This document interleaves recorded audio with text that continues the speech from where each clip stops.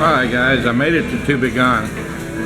Left Tagbilaran at 9:30. It was about an hour and a half run for me.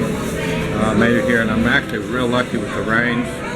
We've got a typhoon out in the area of responsibility for the Philippines, and it's creating quite a circulation, and it's drawn a lot of rain across Iloilo, Panay Island, and Cebu. So I've decided that on this particular trip, I'm going to go back to Cebu and stay about a month.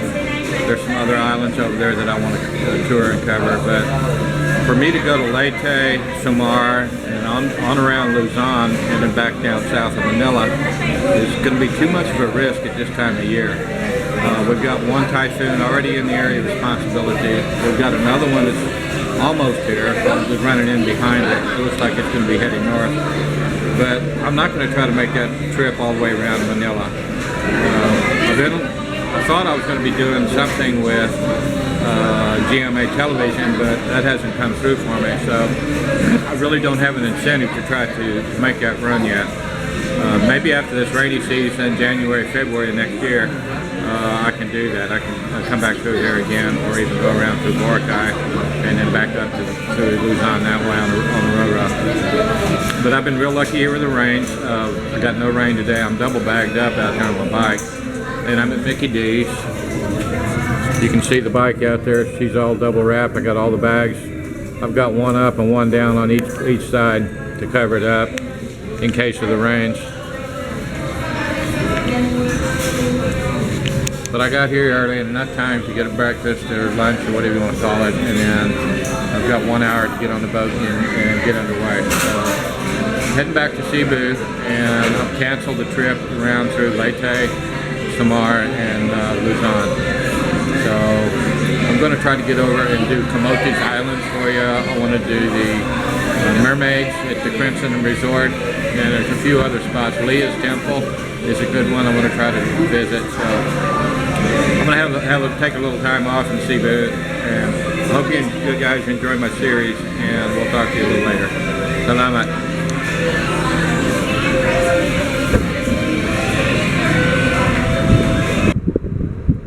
Here's the Port of Tubigon, the Philippine Port Authority again. I paid my 65 peso fee over there for me and my motorcycle, and it looks like I'm going to be getting on the same ferry that I got here on a week or so ago. This is going from Tubigon to Cebu City. The bike is loaded down. She's heavy. She's real heavy. But it's riding real good. It's riding pretty good for considering. Behind us here, it's a beautiful sunny day today. I'm surprised we don't have the rain. I'm actually really glad. Well, I'm on board the Light Ferry 1, and we're about 20 minutes before we depart. We've got a pretty empty cargo bay down below. Got my motorcycle secure. Got a big Asia Pacific meeting. I was just talking to a police officer who's going over to Cebu City.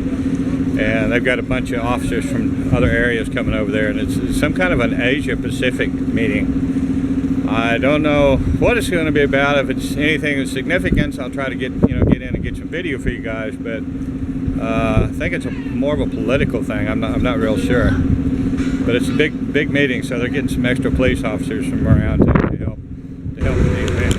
Here's a classic example of what I was telling you guys in some of my Iloilo videos about these big ships, these big offshore boats having their own cranes. This boat here has just offloaded that basket of cargo. The Princess Anna just reached over to that other boat on the other side and picked up a load of cargo, and she's fixing to drop it into his bilges. So this little boat comes up from an area, perhaps Mindanao or somewhere, with cargo, and they offload to a bigger boat here. And this is how they do their transfers. But if you notice, they've got their own cranes. You don't see that a lot in the American flag vessels, where they've got their own cranes. This way they do their own cargo carrying and handling themselves, and they don't have to rely on the port and pay the extra port fees. Makes them a much more versatile fleet. This is kind of a unique, sleek looking boat that came in. This is one of your Go Fast boats from Cebu. called the Wow Cebu, but it's a double-decker for passengers, and it's got a real real long sleek hull design on it. I bet you this boat kicks up pretty good. Looks to be about 80 or 90 foot long, maybe 100. It's got a narrow beam on it too, so she ought to be pretty quick in the water. Okay, they just released the passengers for boarding on this Wow Cebu boat. Pretty good idea how many people will get on that boat. Look at them all. Look at all those people.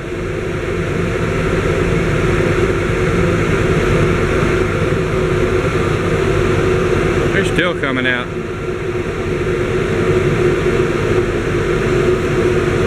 There's more coming from the other side over here, and both doors are coming from.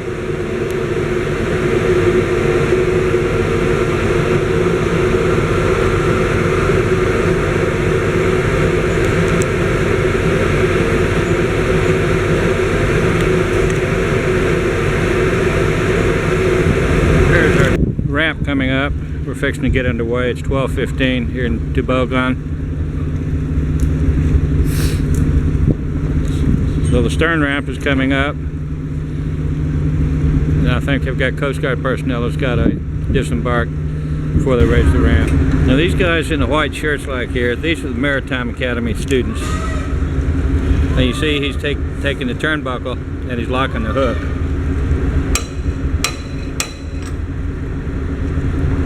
And he's doing the same thing over here.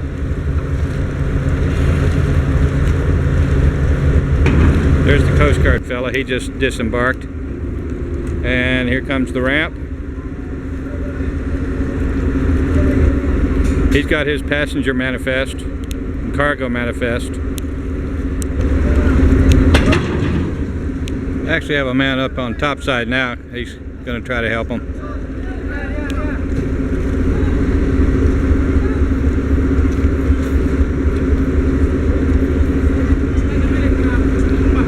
So that rope, they're going to use that line to secure it when it comes up.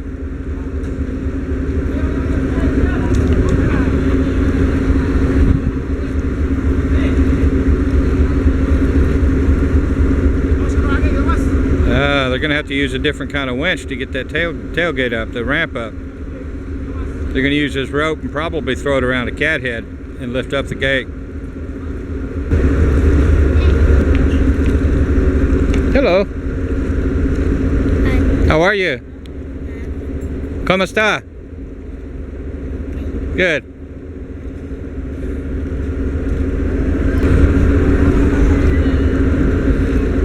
Yeah, they got winch problems.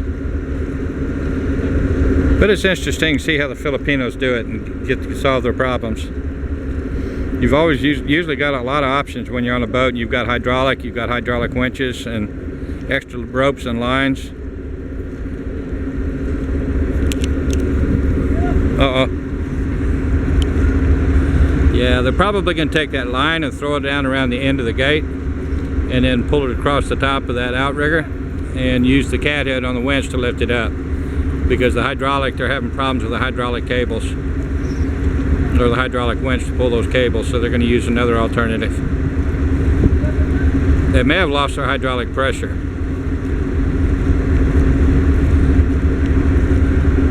They used the cathead, and now they're pulling it up. They passed the line through the outrigger, which is going to be a high point. And putting it on the cathead, they're going to pick the back end up.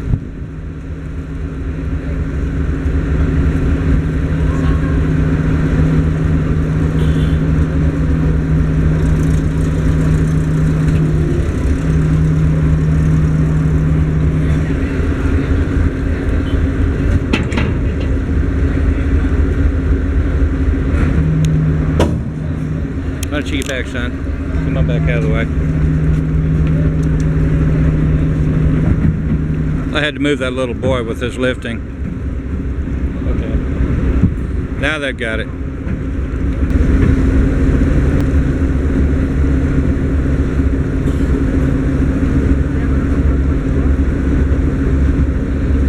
Get it locked around that outrigger and then we're off. We're gone. Okay, we're underway now. It's 12:30, heading for Cebu.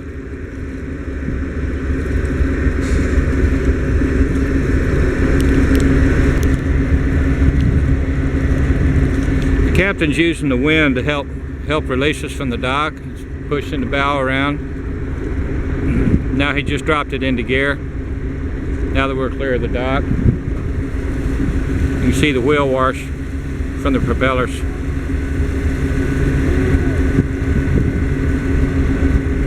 And I'll get some moving video when we're offshore in that blue water. We're out of port here.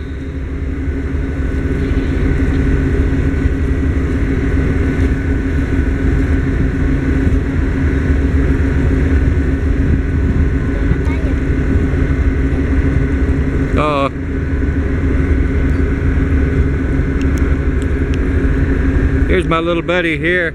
Wave.